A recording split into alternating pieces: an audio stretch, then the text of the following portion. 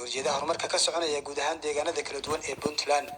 intii uu socday kulanka ayaa waxaa madax dhaqameedkii ka hadlay ay soo dhaweeyeen khudbadii uu madaxweynaha dowladda Puntland Dr. Saciid Cabdullaahi Deni uu shalay ka jeediyay furitaanka kalfadhiga 45aad ee baarlamaanka Puntland, taas oo uu diiradda ku saaray waxqabadka xukuumadda uu hogaamiyay ay ku tallaabsatay muddadii koobneed ee ay jirtay. waxgaradka iyo cuqaashii ka hadlay kulanka ayaa soo dhaweeyay guulaha xukuumadda Puntland ay gaartay, waxaana ay dhanka kale fariin u direen shakhsiyaad ay tilmaameen inay ka soo horjeedaan xasiloonida iyo horumarka Puntland. anuu ma garanayo masaajid Puntland ku yaalo laga qunuuday oo cabsi looga qunuuday weligay mana maqal.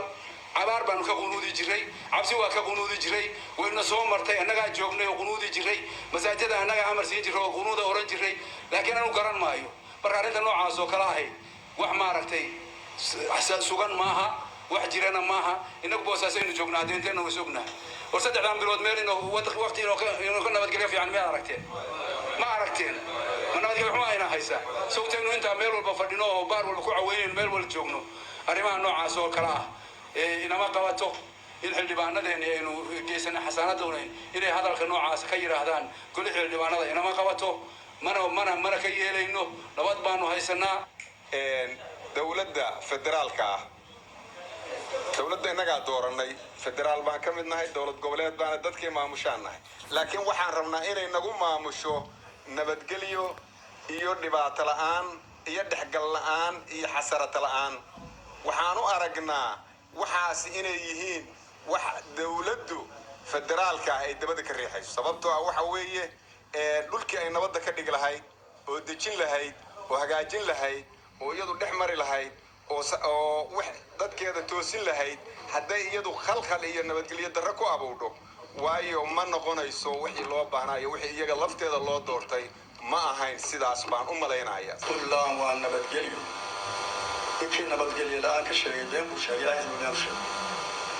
waxa weeye hadalladii uu yiri cawil wax munaasiba ama xildhibaan uu ku hadlo ama wax waajiba ama wax ninkii muslim uu ku hadlo maahay.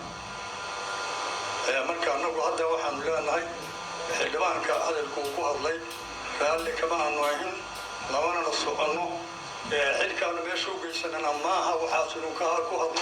ninka shalay isagoo xildhibaan loo doortay oo bulshada qayb ka mid ay tiri waxaad noo tahay xildhibaan oo waxaad wakiil nooga tahay sharaftayada iyo horumarkayaga iyo inaad waxda noo qareento u quuray meel kuma oga noloshoodii iyo sharaftoodii iyo cirdigoodii oo waxa la yiraahdo masaajidada ka qanuudaya nabadgelyo xumo awgeed.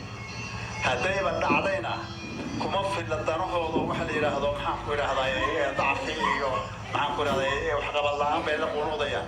casha lillah horeyna uma dhicin dibna u dhici mayso mana naqaban.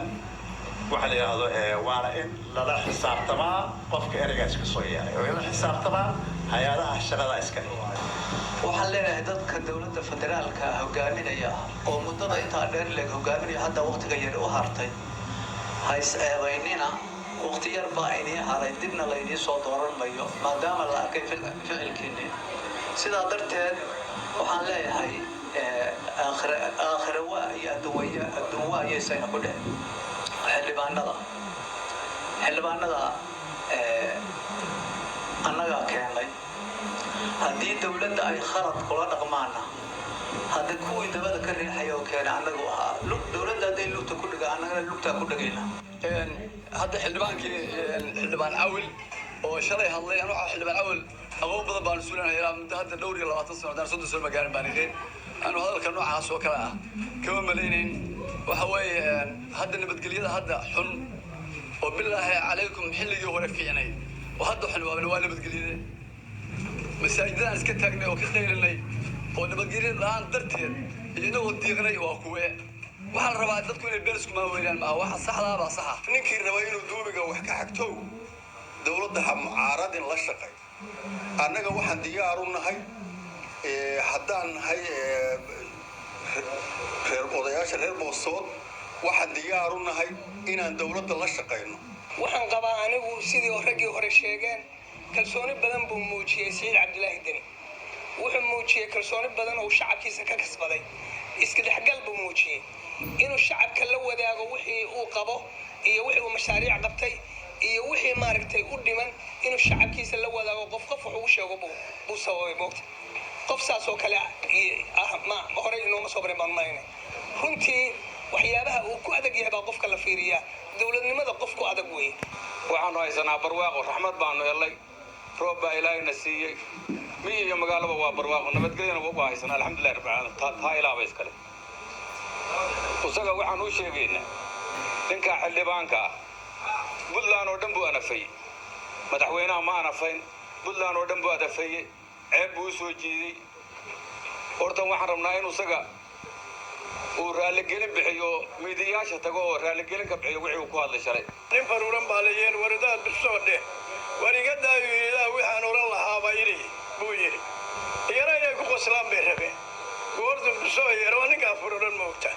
ninkaa wixii la oran lahaaba in la yidhi ba aniga ila tahay warka xildhibaanka hadda nabadoonadu ku noqonayeen anigu waxaan kaga hadlayaa xildhibaankana waxaan leeyahay arrin aan toobinka ku jirin oo furayn la gaarin ama baad korta kaa dhacday raaligelin ka bixi madaxweynahana waxaan leeyahay ka dulqaado